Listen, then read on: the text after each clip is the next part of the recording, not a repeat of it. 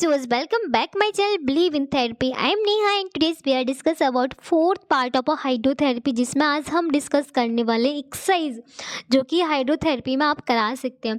तो यहाँ पे हम जो डिस्कस करने वाले हैं स्ट्रेचिंग एक्सरसाइज करेंगे, स्ट्रेंथनिंग एक्सरसाइज के बारे में डिस्कस करेंगे, सेल्फ स्ट्रेचिंग के बारे में डिस्कस करेंगे, पीएनएफ टेक्निक के बारे में डिस्कस करेंगे, इंडिपेंडेंटली क्या क्या एक्सरसाइज करा सकते हैं वो सारा कुछ हम इस वीडियो में डिस्कस करने वाले हैं। तो प्लीज़ लास्ट तक बने रहिए।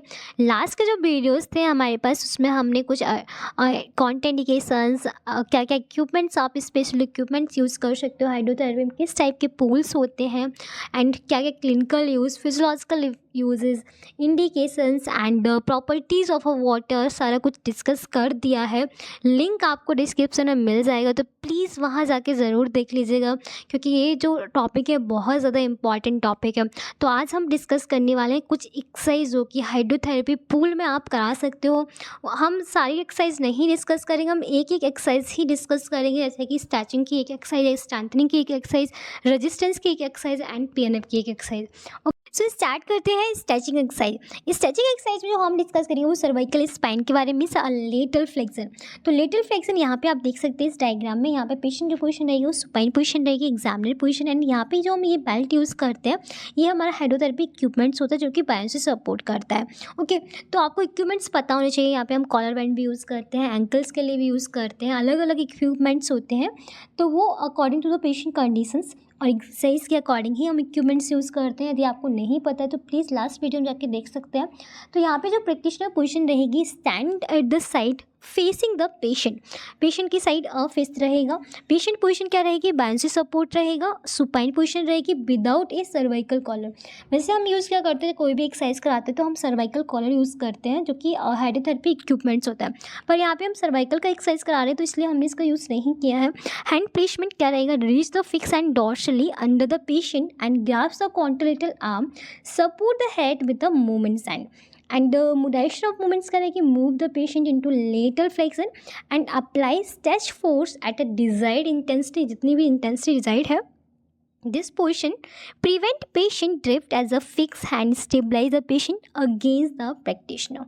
तो ये हमारी पोजिशंस रहेगी और आप देख सकते हैं। Next is a shoulder stretching technique. Shoulder stretching technique में shoulder flexion means practitioner position क्या रहेगी, stand on the side to be stretch facing cephalad, and patient position क्या रहेगी, बायोंसी सपोर्ट रहेगा। बीएस का मीन्स होता है बायोंसी support, supine with the affected shoulder position in the side. तो यहाँ पे पहले डायग्राम आप देख लीजिए। तो ये है डायग्राम, हमारा जो पेशेंट की पोजीशन है supine therapist position, and therapist यहाँ पे पुल कर रहा है, जो हमारी बेल्ट यूज़ किया बायोंसी सपोर्ट के लिए पेशेंट ने बेल्ट यूज़ किया, उसे पुल कर रहा है, एक हैंड से स्टेबलाइज कर रहा है। एंड ठीक है, तो यहाँ पे हमें सोल्जर फ्लेक्शन एक्सरसाइज करानी है। तो पेशेंट पोजीशंस आप होप समझ गए होंगे, सपाइन पोजीशंस रहेगी। हैंड का जो प्लेसमेंट है वो ग्रास्प द बायोंसी belt with the fix hand, the movements hand is a elbow on the affected extremity. जो फिक्स हैंड है उससे बायोंसी बेल्ट को ग्रास्प करेगा एग्जामिनर, एंड जो मूवमेंट्स हैंड है उससे एल्बो को। डायरेक्शन ऑफ अ मूवमेंट्स क्या रहेगा, after positioning the arm on a desired degree of abduction direct the arm into flexion and apply the stretch force with the movements hand. Okay, तो ये हो गई हमारी पोजिशनिंग, कैसे आपको करना है और क्या आपका प्लेसमेंट रहेगा, कैसे आपको एक्सरसाइज करनी है। Next is a knee stretching.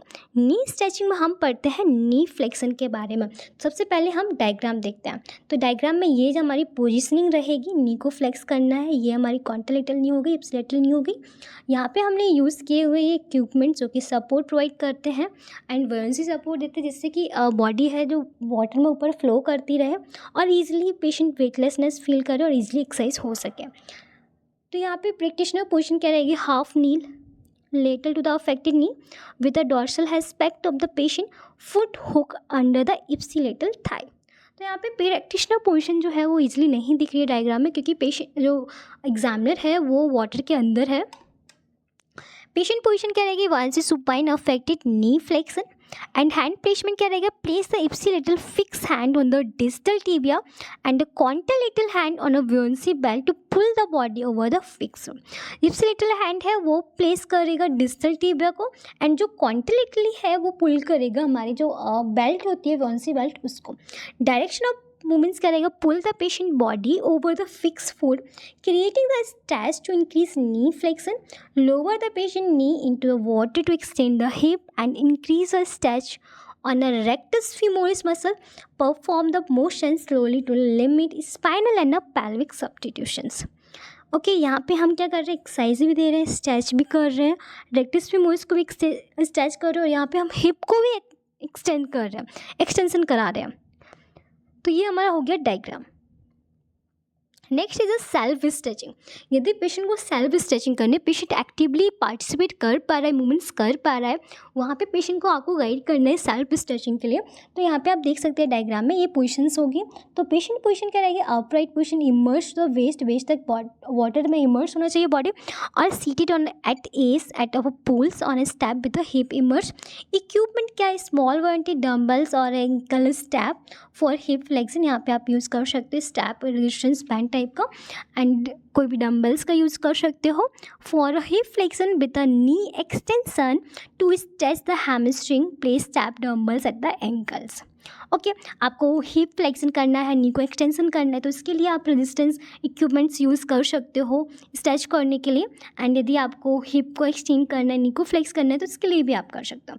Direction of movements allow VNC device to float hip into the flexion, apply stretch to hip extensor और अ हैमस्ट्रिंग. ओके, कुछ ये जो डिवाइस होती हैं, यदि आपको हिप फ्लेक्शन करना है तो फ्लोटिंग कैसे करानी है और स्ट्रेचिंग देनी है हैमस्ट्रिंग पे, तो कौन सी बॉल का यूज़ करना है.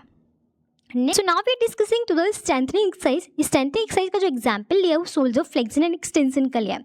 तो शोल्डर फ्लेक्शन जो है उसमें पेशेंट की पोजीशंस क्या रहेगी, प्रैक्टिशनर की पोजीशन क्या रहेगी, face caudal lateral to the patient affected shoulder, and patient की जो पोजीशन रहेगी वायंसी सपोर्ट मीन्स सुपाइन पोजीशन में रहेगा. Affected extremity flex to the 30 degree, and hand का जो प्लेसमेंट है वो place the palmar aspect of the guide hand at the patient acromioclavicular joint and resistance band grasp the distal forearm.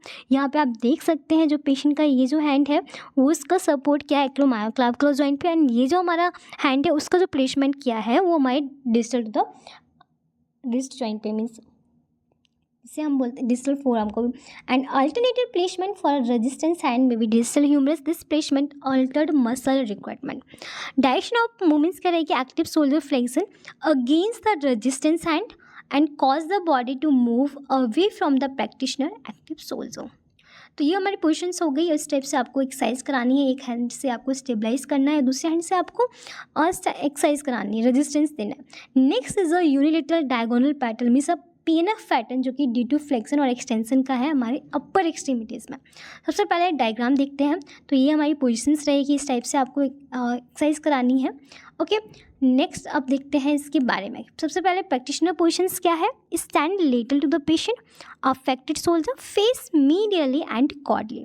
Patient position क्या रहेगी, बर्न से support देना है, सुपाइन पोजीशंस रहेगी. Affected extremity adducted and internally rotated. Okay, hand placement secure the medial and lateral epicondyles of the distal humerus with a guide hand and wrap to the palmar aspect of the resistance hand on the dorsal wrist medial to the palmar surfaces. तो ये हमारा hand का placement हो गया. Next is the direction of movements. क्या direction रहेगी, active movements कराना है D2 flexion and D2 extension pattern का. तो D2 फ्लेक्शन पैटर्न कॉज करता है body to glide away from the practitioner and fully flex position to the patient to them move in to the D2 extension pattern, this cause to glide toward the practitioner. D2 flexion क्या करता है, body को glide करता है practitioner के away from the practitioner, and D2 जो extension है वो ग्लाइड करता है टुवर्ड द प्रैक्टिशनर. ओके, अब हम समझते हैं कुछ रेजिस्टेंस एक्सरसाइज के बारे में. तो कुछ रेजिस्टेंस एक्सरसाइज होती है जैसे कि हम यहाँ पे पढ़ेंगे जो हिप एब्डक्शंस के बारे में. तो यहाँ पे आप देख सकते हैं डायग्राम. तो सबसे पहले देखिए पेशेंट जो प्रैक्टिशनर पोजीशंस क्या है, वो stand lateral to the patient affected extremity facing medially. Patient position क्या रहेगी, वन से सपोर्ट रहेगा, सुपाइन पोजीशन रहेगी, हिप अडक्टेड रहेगा.